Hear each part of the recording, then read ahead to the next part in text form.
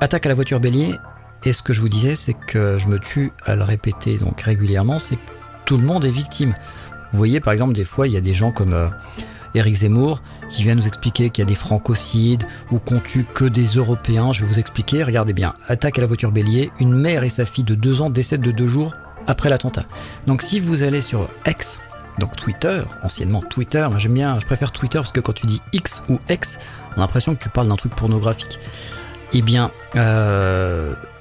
quand nos terroristes attaquent des gens, ils choisissent pas forcément par rapport à la couleur de peau ni à la confession parce qu'ils en ont aucune idée.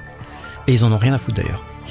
Et c'est ce que j'explique régulièrement. Les premières victimes des attaques terroristes, même si on s'en rend pas compte parce que nous on est en Europe tranquillement au chaud, enfin tranquillement, de moins en moins, les premières victimes des attaques terroristes sont les musulmans.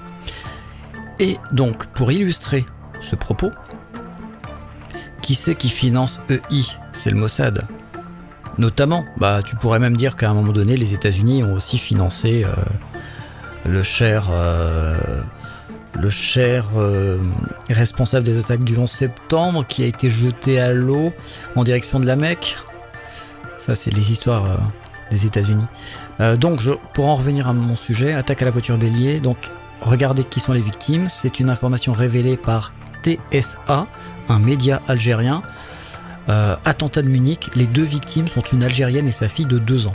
Bon, est-ce qu'on en a entendu parler dans les médias français? Pas spécialement.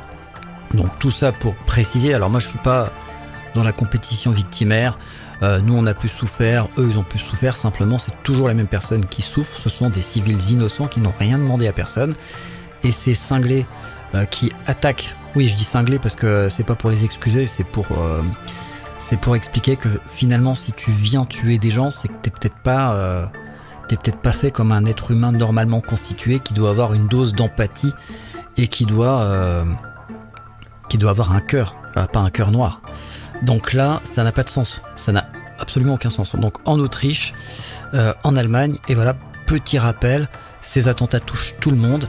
Si on regarde la liste des personnes qui ont été tuées à Nice, on n'arrête pas de dire francocide, on n'arrête pas de dire qu'on tue des gens qui sont d'origine européenne et que c'est une guerre de civilisation.